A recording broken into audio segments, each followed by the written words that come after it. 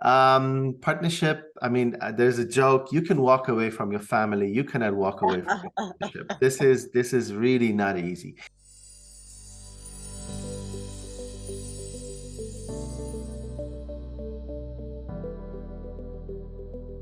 So please, let's talk about what you need as a part of a dental team. How many members you are absolutely required for a smooth sale or startup or acquisition or Right. transition. So transition is a good word. So pretty much transition these days is either buying or selling or doing a startup. So let's talk about startups. In startup, first of all, my recommendation is to have a very good family and business financial planning session. It's everything starts, in my opinion, with that because a good dental CPA, can pretty much have a good roadmap for you, explain to you what may happen in future. After you talk to a CPA, the next step is going to be talk to a bank. There are many banks there. Not all of these banks provide you with the right product. So you need to know who to go to, which person to go to, because there's some people that have a little bit more experience and some less. You don't want to talk to your local bank because what they want to do is, for sure, they want your application, but they may misguide you. And again, next step in order for you to have a startup would be, look where you want to own your practice. So you have to do some research, where you want to be. And based on that research, you are going to work with a specific real estate practice, I would say broker. Not a practice broker. It's going to be a real estate broker that looks for space for you. And after that, pretty much once you have that down, you talk to designers, you talk to an attorney to, make sure that you have the right lease. You talk to equipment companies, contractors. Then once you complete all of that step, then pretty much you need to retain staff, you need marketing, and pretty much set up your business. That would be the startup route. In terms of purchasing a practice, and again, a very basic family and business financial planning session. Make sure that your debt is in order, that your liquidity is ready enough, and pretty much know how to buy a dental practice. And if you guys are interested, email me, and I'm going to give you my webinar. So that's pre-recorded. It's called 99 Pitfalls to Avoid Before You Buy a Dental Practice. So pretty much choose the practice, do some preliminary due diligence, make an offer, due diligence, financing, and then you hire an attorney for the lease, an asset purchase agreement, and then hopefully that's smooth. If you want to sell a practice, that's a little bit more complicated than buying a practice. One of the main issues when you sell a practice is you can just do it one time. This is not very easy. You have to be very careful because that's very tricky. So very important is that you prepare. So I would not recommend anyone to cold turkey go and sell a practice. And unfortunately, a lot of people do that. So give yourself 3 months, 6 months, a year to, make sure that everything is clean, everything is smooth, sell high, make sure that you contribute some money into marketing, that you clean up your stuff, that you, do the right valuation.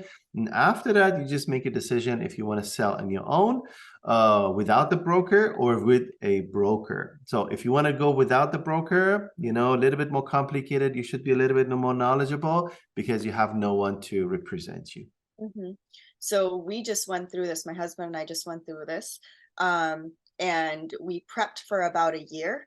And one piece of wonderful advice that we got from you was act as if though you're not selling your practice. Yeah. You just keep going, keep making sure that you have a high producing dental practice. We actually ended up not using a broker because we did not want to pay the 8 to 10% fee Eight to to a 12%. broker. And Yes. and I am a realtor, so we decided to represent ourselves and with the right team, and you were part of that team. We really did make a great transition. We sold our practice, and now we're in the process of looking and purchasing another one, and Exactly. this time we're looking to purchase the real estate. So you really do have to prepare about I would say a year ahead of time and really get all your ducks in a row before you decide to sell.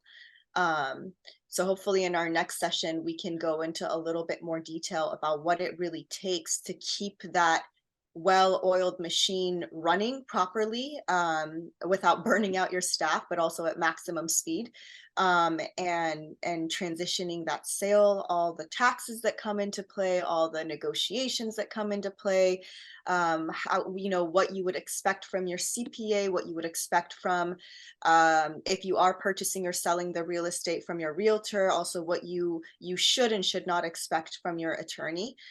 These are all expectations, and people sometimes go blindly into it without having the proper team. So, Exactly. Yeah. And having the right information, because your information and your knowledge is giving you expectations. So when you have the right expectations, then pretty much everything is going to be smooth. What you guys have done is, usually the probability or the likelihood that a practice gets sold without the broker smoothly, I would say is 10-15%. 10, 15, 20%, because you have no one to train you. You have no one to pretty much tell you, okay, that's normal. Just you have to agree to that. mhm, And then and it's always bad. And when buyers and sellers, speak to each other because they just don't know the rules, the local customs. But I mean, at the end of the day, you just mentioned you guys prepared for over 1 year. You got a lot of information. You got a good valuation. Pretty much, something that you guys have done, and that was very valuable. You showed your, information to the bank. Bank said, okay, that's a beautiful practice. We're gonna fund it. And yeah, and interesting because you guys sold the practice and moved how many miles away? about 105 Wow.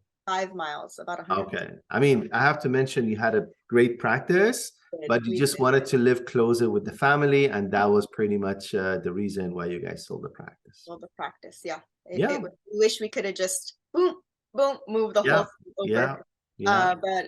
But hopefully, we can find the next best practice. Yeah, yeah, no problem. Okay, Okay. very interesting how we started with the dental corporations and then we continued buying, selling, starting up. And sure, next time we can talk about other stuff. All right. Thank you so much, Bazel. It was a All pleasure righty, with you again. same here. Thank you so much. All right. Take care. Have a great day.